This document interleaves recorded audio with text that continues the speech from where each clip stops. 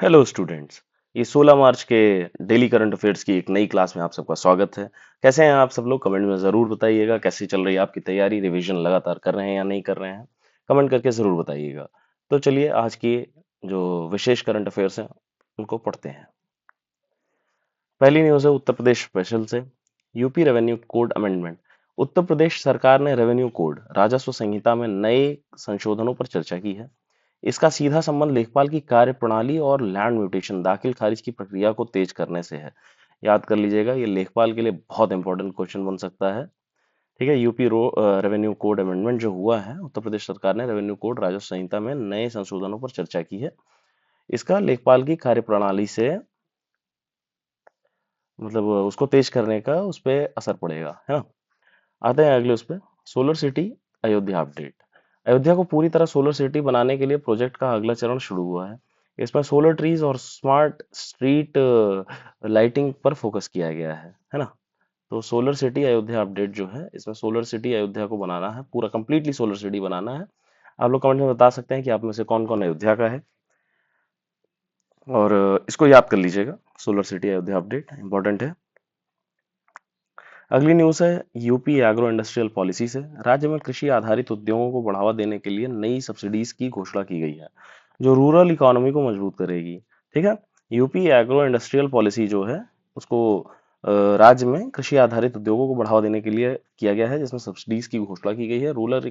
Rural economy को मजबूत करेगी ये। ठीक है, आते हैं अब हम नेशनल न्यूज़ पर, राष्ट्रीय न्यूज़ पर। नेशनल वैक्सीनेशन डे है आज 16 मार्च। आज भारत में नेशनल वैक्सीनेशन डे मनाया जा रहा है। 1995 में आज ही के दिन पल्स पोलियो कैंपेन की शुरुआत हुई थी। पल्स पोलियो कैंपेन की शुरुआत कब हुई थी? 1995 में 16 मार्च को शुरू हुआ था। ठीक है, याद कर लीजिएगा, पल्स पोलियो कैंपेन 1995 16 मार्च को शुरू हुआ था। 2026 में इसका फोकस यूनिवर्सल इम्यूनाइजेशन प्रोग्राम को डिजिटल बनाने पर है। आते हैं हम अपनी न्यूज़ पर, अगली न्यूज़ पर। One nation and one election committee, इस विषय पर गठित समिति ने अपनी नई रिपोर्ट सौंपी है। यह कॉन्स्टिट्यूशनल अमेंडमेंट्स के लिहाज से बहुत महत्वपूर्ण है। ठीक है, वन नेशन वन इलेक्शन के लिए। अब आते हैं हम अगली न्यूज़ पर। डीप ओशन मिशन, भारत के समुद्रयान प्रोजेक्ट के लिए नए अंडर वाटर सेंसर्स का सफल परीक्षण किया गया है। अंतर्राष्ट्रीय इंटरनेशनल न्यूज़ जो है, जो इंपॉर्टेंट इंटरनेशनल न्यूज़ है उनको देख लेते हैं आज की।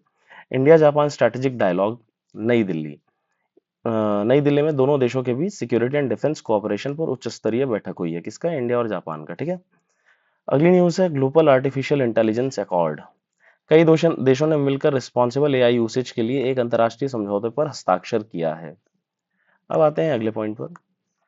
World happiness report 2026।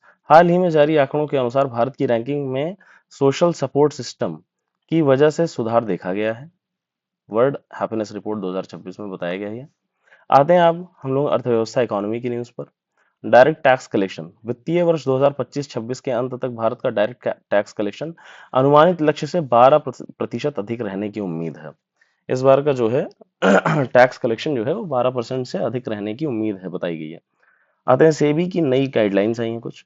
Securities and exchange board of India, SEBI ने, इसका ये फुल फॉर्म है भैया, याद कर लियो सब लोग, है ना। ने एल्गोरिदमिक ट्रेडिंग एल्गो ट्रेडिंग के लिए नए सुरक्षा मानक सेफ्टी नॉर्म्स जारी किए हैं सेबी ने। ठीक है, वीडियो कैसी लगी कमेंट में जरूर बताइएगा। आज की ये कुछ खास न्यूज़ थी, आप सबके एग्जाम्स पॉइंट ऑफ व्यू से बहुत इंपॉर्टेंट है, इसको याद कर लीजिएगा। तब तक के लिए तब तक के लिए भैया आप सबको थैंक यू एंड जय हिंद।